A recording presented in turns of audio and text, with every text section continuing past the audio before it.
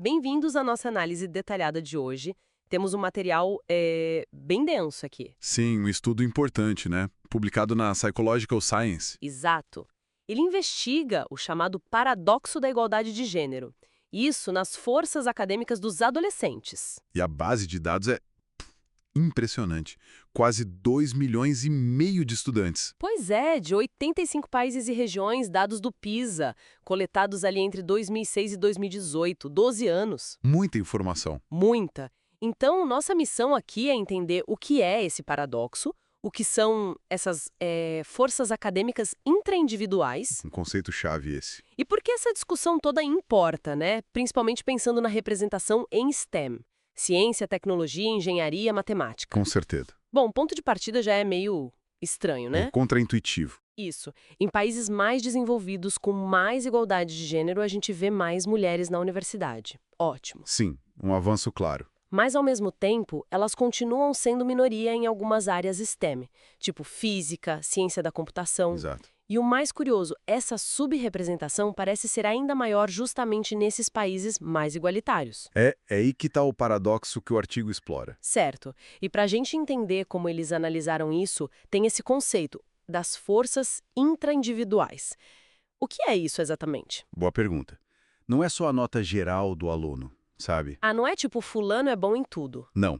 É a vantagem comparativa que a pessoa tem numa área, leitura matemática ou ciências, comparado com o desempenho dela mesma nas outras áreas. Comparado com ela mesma. Exato. Pensa assim, alguém pode ter notas medianas no geral, mas se para essa pessoa matemática se destaca mais que leitura e ciências, ela tem uma força intraindividual em matemática. Entendi. É uma medida relativa, interna à pessoa. Não compara um aluno com o outro diretamente, mas sim as áreas dentro do mesmo aluno. Perfeito. É onde a pessoa brilha mais, relativamente falando. Interessante essa abordagem. E qual foi o padrão que esses dados gigantescos mostraram? Olha, um padrão muito consistente globalmente.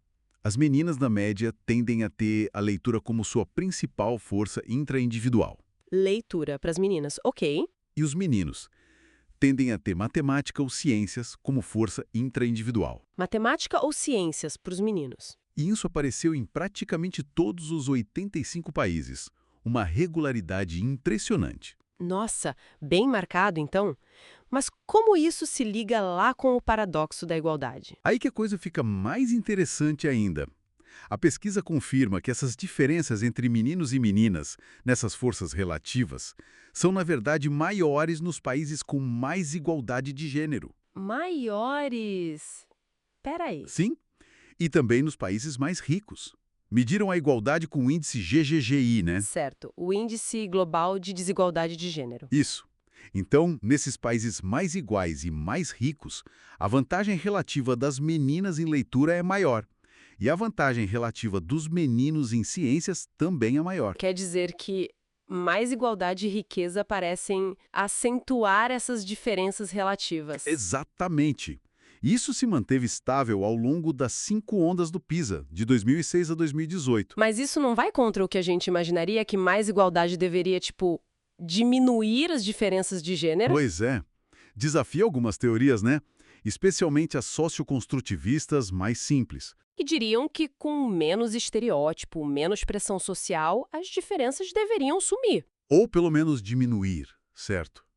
Mas o que os dados mostram para essas medidas relativas de força intraindividual é o contrário. É importante frisar que é para essa medida específica, né? É a força relativa. Fundamental. Porque as diferenças nas notas médias gerais, essas sim variam muito mais.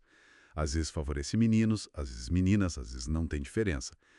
Mas esse padrão da força relativa é bem mais estável e pronunciado onde há mais igualdade. Tá, então o artigo oferece alguma explicação para esse padrão que parece inesperado? Sim, ele discute a teoria da expectativa-valor, da Eccles.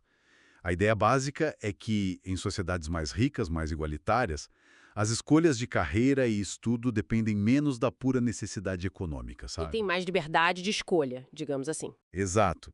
As pessoas podem seguir mais o que elas gostam, o que elas sentem que são comparativamente melhores ou que valorizam mais intrinsecamente. Ah, então se a minha força relativa é leitura, talvez eu me sinta mais inclinada a ir para humanas. Uhum.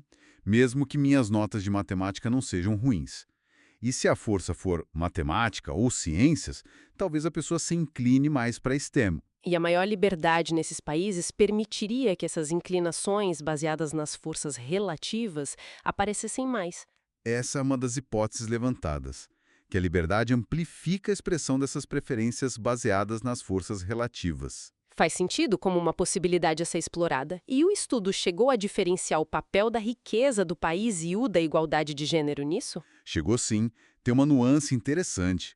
Parece que a riqueza do país está mais ligada à diferença na força de leitura, onde as meninas têm essa vantagem relativa maior. Riqueza ligada à leitura. E o Índice de Igualdade de Gênero, GGGI, pareceu mais ligado à diferença na força em ciências, onde os meninos têm a vantagem relativa maior. Igualdade ligada às ciências.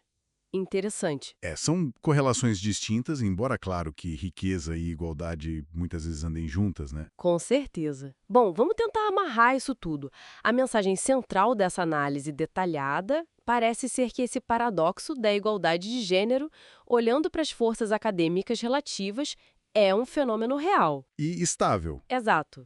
E que mais igualdade e mais riqueza estão correlacionadas com maiores diferenças nessas forças relativas entre meninos e meninas, leitura versus ciências. O que desafia aquelas explicações que colocam tudo só na conta de fatores sociais externos, estereótipos, etc. Precisamente.